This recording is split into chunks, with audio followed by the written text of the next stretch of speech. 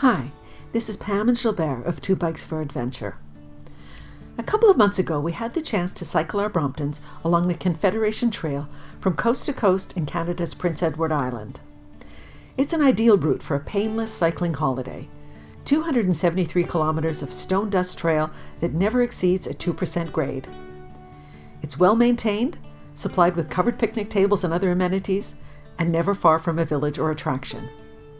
PEI is also the home of Anne of Green Gables, and bonus, it has microbreweries for those who like a refreshing beer when they finish cycling. Basically, something for everyone. Because we had a vehicle and stayed at a centrally located cabin, we drove every day to a different starting point, then hopped onto the Bromptons to complete the trail end to end in a series of consecutive day trips. Since we only carried the gear we needed for a few hours, we used this opportunity to test various bag configurations. We had brought our full-size favorites, a sea bag and a Wotancraft Pioneer basket, but bigger is not necessarily better on a day trip. On a regular-size bike, we wouldn't use full-size panniers when a handlebar bag would be sufficient. We need room for a mobile phone, wallet, snacks or lunch, a spare tube, and some tools. Even a slightly larger bag could also fit a light jacket or more camera equipment. The size we find ideal is between 5 and 10 liters.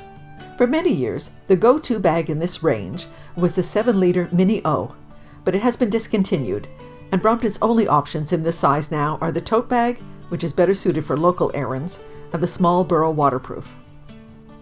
One setup we tested on our PEI trip was the medium expandable Pioneer, a military-inspired rectangular bag from Wotancraft that clicks onto the front luggage block.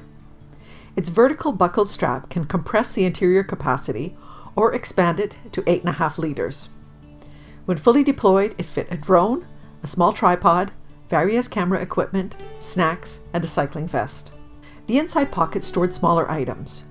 We used the optional outside pockets to carry phone, wallet, small accessories, and a water bottle.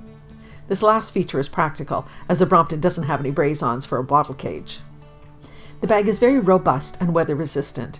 We had only fine days on the Confederation Trail, but if we had expected heavy rain, we would use some kind of rain cover. Another option for the Brompton that wasn't available in time for our trip is the Y bag, also from Wotancraft. It has a similar capacity to the Expandable Pioneer and includes some new features.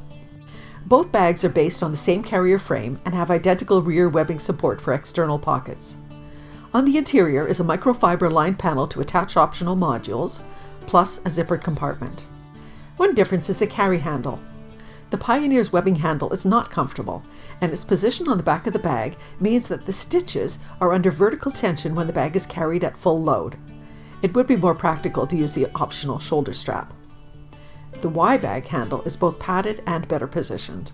When fully loaded, access to the Pioneer's contents may be tight because the zipper is at the rear of the bag, while access on the Y bag is via a top flap that closes with a fidlock, allowing easy single-hand operation. An interesting feature of the Y bag is that it converts into a mini basket bag when its top flap is open.